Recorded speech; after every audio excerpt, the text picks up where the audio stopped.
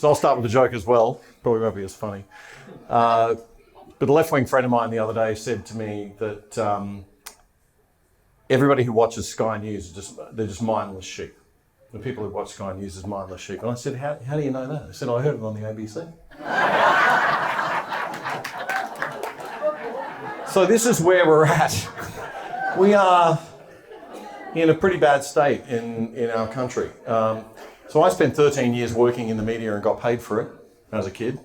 I hit my mid-30s, realised I wasn't going to make any money in the media and I had to create a career somewhere else. Moved into corporate public relations, moved to Asia, lived in Hong Kong for 16 years and saw firsthand what it looks like when a totalitarian, authoritarian regime comes in and takes over a semi-sort of liberal free market environment. It doesn't take long. It's very easily done. It's quite shocking to watch it happen. It's quite frightening how easy it is, actually, and we got a little bit of a taste of it during COVID. But all it takes is a tyranny of silence, is people will self-impose censorship, okay? So if you're at work and you're afraid to speak out about anything or speak out against anything, you are self-censoring, right? If you're in social environments and you won't speak out, you're self-censoring. And I spent years wondering why at 55 years of age I'd want to start going back into the media and doing this. And life might be a lot easier if I just curled up in a ball and enjoyed, the money that I've made and retired and got a lot of friends who have moved to the beach and given up. But I think there's a fight to be had, and I love this country and I care about it, and we have to do something about it. Now, I can't get a job back in the media today. Although I could read ABC News at 21 years of age, I could be news director of Triple M FM 104 at 23 years of age. I was a Channel 10 reporter at 28 years of age. At 55 years of age, I have no value to the ABC. I have no value to the mainstream media because I simply will not toe the line on what the media expect us to say today and do today and be restrictive today. And anybody that's working in the media today, apart from making probably less than $80,000 a year, a lot less in some cases, is terrified of losing their job. It's not an environment where you've got a lot of job security, right? There's a million kids who want to be on TV, they're chomping at the bit, they're banging on the door to get in, they'll do anything to have their moment in front of the camera, and therefore you've got to watch your back and be very careful. So I've got friends my age still in the media who never left, very senior reporters in television, and they're terrified. They're terrified of saying anything or doing anything against what the network owners would want them to do. So let's just look quickly at the media, then I want to talk very quickly about the message. And because you've all given up your night to come and listen to the four of us, I want to just leave you with a couple of things, tools you can use if you like. So first of all, the ABC, we can just write it off. The Liberal government, Morrison should have fixed the ABC the day after the election. We were lucky to scrape through that election. We constantly fight elections with one arm tied behind our back on the Conservative and classical Liberal side. We were very, very lucky to get through that election. We won that election. It's like, okay, now you've got to act. You cannot sit back and allow this monster that's funded to the tune of $1 billion money taken off taxpayers to be a propaganda machine for centre left and left-wing ideas and far left-wing ideas. It cannot go on. It must end. All right? Even the CBC in Canada, which is woefully left-wing, is a little bit less left-wing than the ABC. And it's just an abomination. So that thing's got to go, it's got to be fixed. Now, they're totally pro-voice, so we're not going to get anywhere this time. They are wrapped up in the Aboriginal flag, through and through. Okay, the rest of the media, terrified of appearing racist. Okay, so the thing that the left do very well is they brand anybody that opposes their ideas as something, right? So they'll put you down, they change language, they use language brilliantly, they reframe debates. You must call out language. Right, when you hear phrases, don't let them slide through. They're very good at, you look at the way that how many words have come into our language that weren't there 5 or 10 years ago, right? 5 or 10 years ago, if I said you were a mansplaining, fat-shaming, transphobic, well, you would just look at me in bewilderment. I didn't think we knew each other But back then.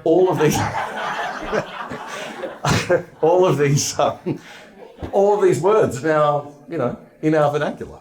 How did they get there, right? They got there through this sort of manipulation and because we're not pushing back on them. because it's hard to do that socially, and we don't want social ridicule. And that's the number one thing, that the tool of the left, social ridicule. So we have to use social ridicule, mockery. You can do it in good humour. You can do it as a bit of a dig without being rude, have a bit of a laugh, and just let people know that, no, not everyone sees the world that way. Talk about social, what's it called? There's a particular phrase for it in communication psychology. Influence psychology. It's a social reaffirmation, so it's one of the most powerful motivators of people's behaviour. Yeah, no, it's more just social endorsement or acceptance is something that we value very highly. If you want to persuade people to do, we're more persuaded by other people saying that they do something than anything, right? So you'll hear a lot of people like Trump will say, millions of people tell me all the time, hundreds of people tell me this, thousands of people tell me that, right? Thousands of people, and watch it in advertising. You'll see it in advertising a lot. Millions of people are now using this product, that product. Everybody around is saying that this is good. It's like, oh, I don't want to be left out, right? It's a very powerful motivator. So if you can bring that sort of language in, it helps as well. So, dozens of my friends are saying how they're not going to be fooled by this or conned by the voice. They're not going to be fooled by this trick, right? This has got nothing to do with helping Aboriginal people whatsoever. It's a smoke and mirrors to avoid the real issues, right? And you don't want to be fooled. They're not stupid, right? They're not going to be fooled by it. And then people start, well, what are you saying, right?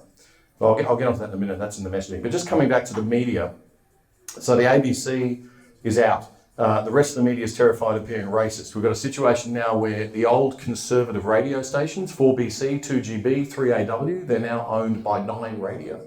Excuse me, headed up by Peter Costello, who used to be a member of the centre-left political party, the Liberal Party.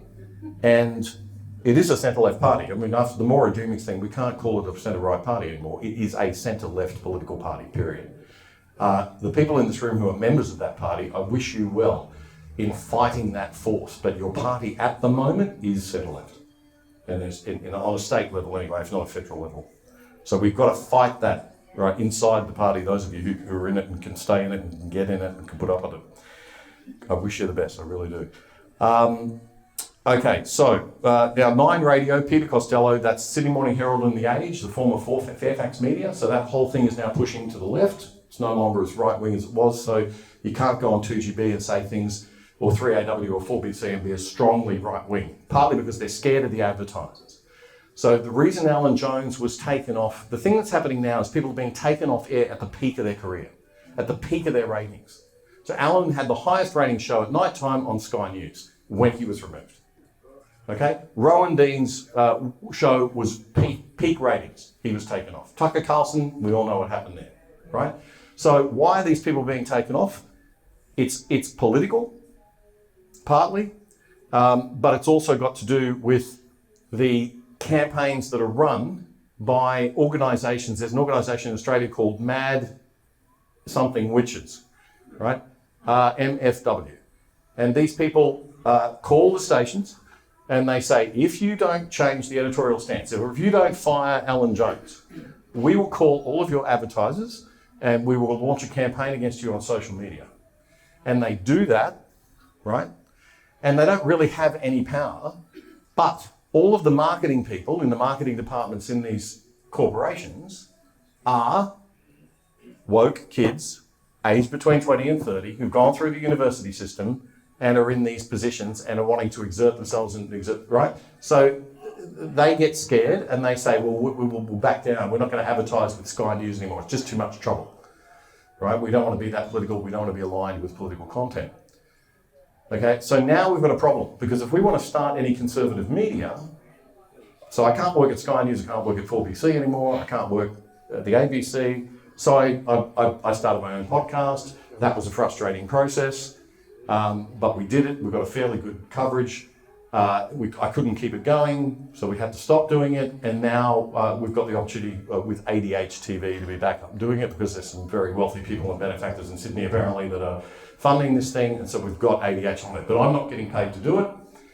They're paying the production costs, which is great. So they're paying the studio that I go and shoot it in, they edit it, I don't have to worry about that. But I spend 2 days a week writing it, presenting it, 2.5 days a week at the presenting time. I'm not asking for any accolades for that. That's perfectly fine. I'm happy to do that. It's my service in my later life. It's all good. Happy to have the platform. But what I want everyone to understand is that there's not going to be any money there while the advertising world is the way it is, right? And so what we need is for a groundswell of people like you to not only watch, but to amplify, what the kids call amplifying. And this is what we, as over 50s and over 40s, have got to do. We've got to get as good as the kids are at this stuff. So amplifying means you've got to share things. It's no good just liking something on social media. You must share it, because it's not just you and the people that you share it with, it's the people they'll share it with, right? You get an exponential effect. But also, more importantly, it affects the algorithms in these systems, right? And when YouTube and Facebook and Twitter notice that these things are going off, they start to elevate. So, you know, it's a rich gets richer situation in social media. So please do that sharing, do the reposting, recommend it to your friends. But if you haven't downloaded the ADH TV app yet on your phone, please do that. You can also download the app on your TV. And if you don't know how to do that, just get someone who does, or a younger person to help you with it, like I did. And also the ADH app, you don't even need to go on the app. If you don't have the app or you don't want to use an app, you can just go on the internet and type in adh.tv. No .com, just adh.tv in an internet browser, and it will come up. Looks like Netflix. You've got Alan's show, you've got my show, you've got Fred Paul, you've got Spectator TV Australia, Spectator TV UK, Dave Pello's Church and State platform, Daisy Cousins. I mean, there's some really, really good content on there. Okay, so how many minutes have I got? 12 minutes now. 12 minutes now. Okay, I've got 8 minutes left. Phew. All right, we're racing here. All right, so I guess in terms of the channels and the media, that's it, guys. We've got to really, and I guess the only other thing you can do is get on 4BC, use Talkback Radio, use social media, let your voice be heard. And the beauty of social media is you can set up anonymous accounts, all right? And you don't have to put yourself personally at risk with those, okay? With your employers or with anything, where you feel you might be, even with friends, ridiculed. And we just need those voices out there, and we need to amplify each other's content as much as we possibly can. Okay, so the attacks on the conservative media are coming from commercial forces and political forces. The most influential change agent, if you want to get people talking about the voice, is personal conversations, right? So in the corporate environment, a good way to go is to ask questions. Just challenge people. Just humbly ask questions. Don't have to put your neck out or just, what does that really mean? Or I'm not sure. Is that it by change? Do we need to change the Constitution to achieve that though? Couldn't that just be achieved with a change in legislation? And just let it hang there, right? Just keep doing that as much as we possibly can. All right, so just a few things on messaging. So in public relations, most companies in PR have a system, and politics, they have a system for messaging, and it usually follows a simple pattern. The first, I call it the TOM process, T-O-M, and you can use this for everything that you write or emails or any presentations you have to give or anything like that. You work out, first of all, who your target audience is. That's your target audience, who you want to influence. What is my objective?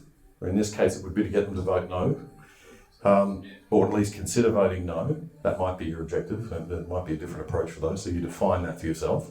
And then the third thing you ask yourself is, well, what are their motivators and barriers? What drives their behaviour? Okay?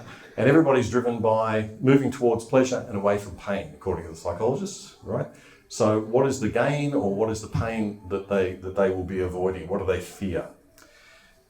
Now, I was speaking to somebody who's loosely connected with the No campaign tonight, just to sort of catch up on where they're at. The two No campaigns have come together, which is great. So we've now got Jacinta Price's Advance Australia group, Fair Australia.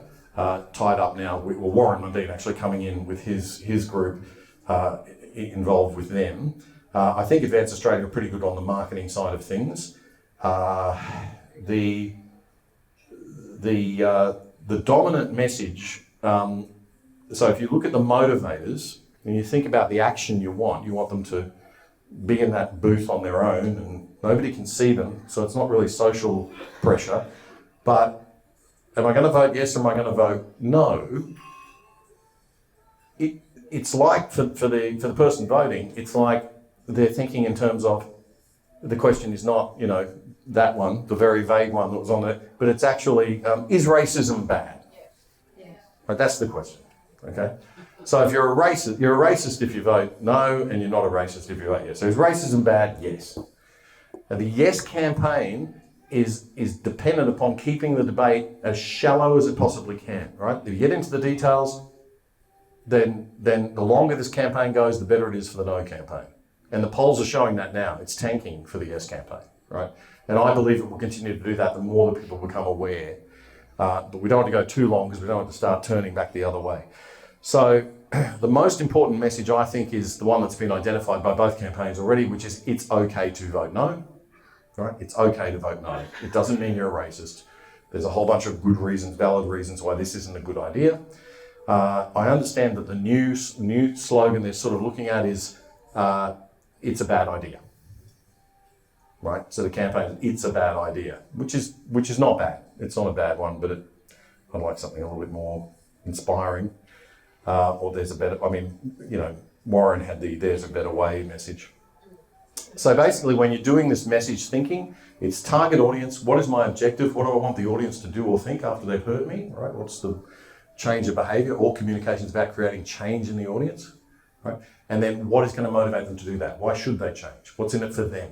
And then you'll wind up with a message and phrasing that speaks to them and their concerns, right? Rather than yours and that works much better.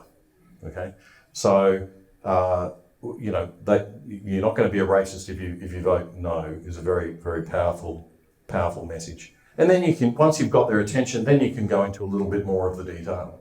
Okay, but you don't need to give them the whole story. Just give them a few pointers, right? Take the selection of the wisdom of these men and just drop a few of those in. We call them supporting points. Yes. The leaders of the no case are Aboriginal, and the leaders of the yes case are white. Yes, that's a good thing to point out as well. And that's what I was going to come to. The channel is very important as well. That's why the no case has to use as many Aboriginal voices as it can. As many Aboriginal voices as we can possibly get out there. And the more that one very strong motivator is the willingness. See, Australians are not racist. Australians want the best for Aboriginal people. They like the Aboriginal community, right? And they want to see the Aboriginal community thrive.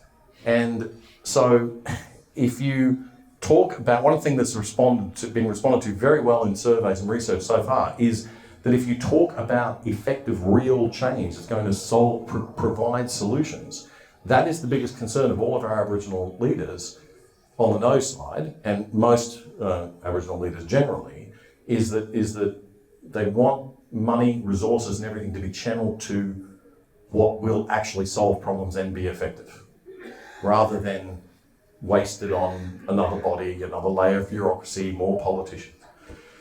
So some of the other things you can talk about is that this is going to be another layer of bureaucracy, this is going to be more politicians, do we really want more politicians? But I think it's also important that we understand that it's not an Aboriginal voice to Parliament, it's a leftist voice to Parliament. Okay, this is going to add a dimension of left-wing thinking, of collectivist thinking to our parliamentary system and enshrine it in there. And that's going to give the left a permanent advantage. As if the ABC wasn't enough. All right, on that note, I think I'll hand over. Thanks.